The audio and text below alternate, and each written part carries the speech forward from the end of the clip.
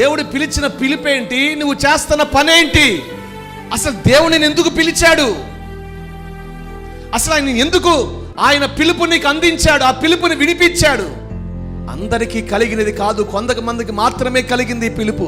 ఈరోజు ప్రజలు ఆ ఉన్నతమైన ఆ పిలుపును చూడలేక, ఆ పిలుపు వైపును చూడక చాలా మంది జీవితంలో కలిగినవి చూచుకుని వెనుకున్న వాటిని తవ్వుకుంటూ అక్కడే ఆగిపోతున్నారు. కానీ దేవుడు సిద్ధపరిచిన బహుమతి వైపు మాత్రం అడుగులు వేయలేకపోతున్నారు. జీవితంలో ఏవైతే ఉన్నాయో, హృదయాన్ని గాయపరిచేవి, జీవితంలో ఏవైతే జరిగినాయో, జీవితాలని వేదనకు గురి చేసేవి, వాటన్నిటిని మర్చిపోయి నేను ఒకటి చేస్తున్నాను, నా జీవితంలో కలిగినవన్నీ మర్చిపోతున్నాను.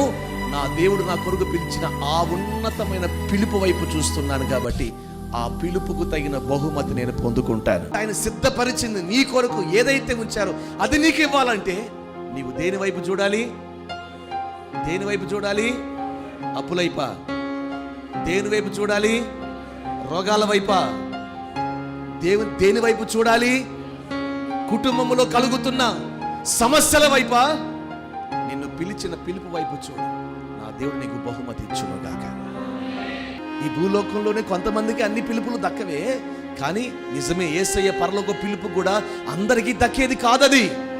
చాలా మంది ఈ లోకంలో కోట్ల మంది ప్రజలు ఉన్నారండి, కానీ ఆ పిలుపు మన దగ్గరికి వచ్చింది.